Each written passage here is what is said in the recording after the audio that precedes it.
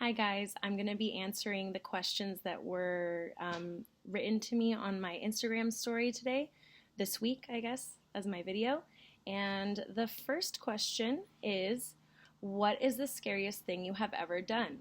Um, I would attribute this question straight to travel. I think the scariest thing that I ever did in terms of travel was um, when I was studying abroad in 2010 in South Africa.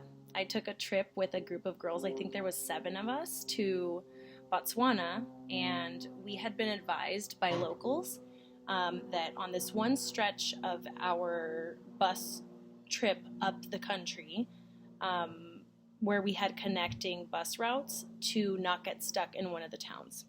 So we weren't that concerned with it. On our way there, it was a long bus ride, and then another long bus ride that we were going to have to catch from that city that we had been advised to not stay the night in.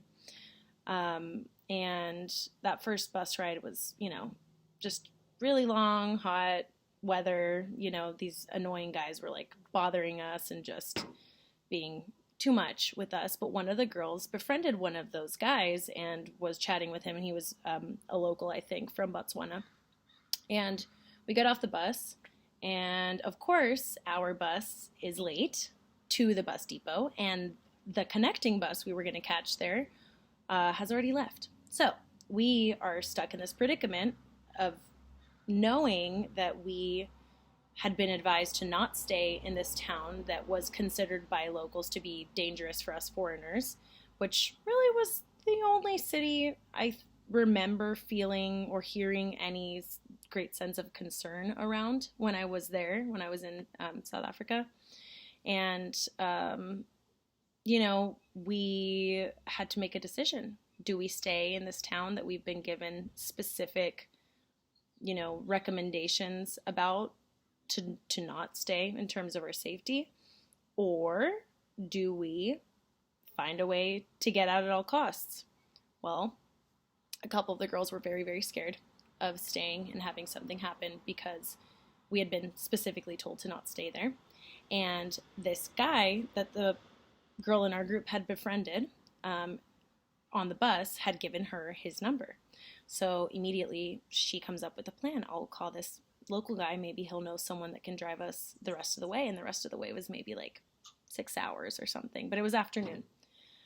So we were very nervous about what was going to happen. She calls the guy. The guy's, has already left the bus depot and was like, oh yeah, I'll double back and I'll talk to you guys. He shows up. And he tells us, okay, I have a taxi friend. Okay, and we're like, oh God, taxi. Like, what size car does he have? There's 7 of us. Like, oh, I don't know, And then the guy brings over this individual who is the taxi driver, supposedly. He has like a 5-seater hatchback, like a normal little car, Immediately the rest of us are all freaking out. We're just like, no, we're not gonna, just debating back and forth, like, we can't, we're gonna be too squished, there's no way, like, it's such a long way, how are we gonna sit like that for 6 hours, like, no, just whatever. Then there's the whole process of how much are we gonna pay him, how long is it gonna take us to get there if it's this vehicle, how safe is it to entrust all of our, selves, all of us and all of our things to this one individual person that we don't know, who isn't even driving a taxi car. So essentially there was a lot of argument, and I was in the group of wanting to leave the town, even with the risk involved. And I would say that was the scariest thing I've ever done, because we drove well into the night, needing to arrive at our, hostel. I don't remember where we ended up. I think it was a hostel that we had pre-booked in the north of Botswana. And this gentleman basically didn't speak English, and none of us spoke any other languages, any African languages at least. And he was a grumpy dude, and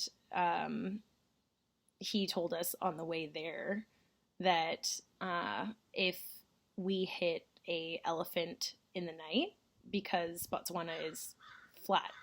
It's just African bush, and it has a high population of elephants, and more so in 2010, that if we hit an elephant, that we would not survive it. So just basically being like, well, here we go. Good luck to all of us. And thankfully we did make it, and it was fine, and that trip was amazing. But those are things that I think you need to be prepared to decide on vacation, on any sort of trip, any traveling, you know, what to do in situations where you don't really know what the outcome's going to be.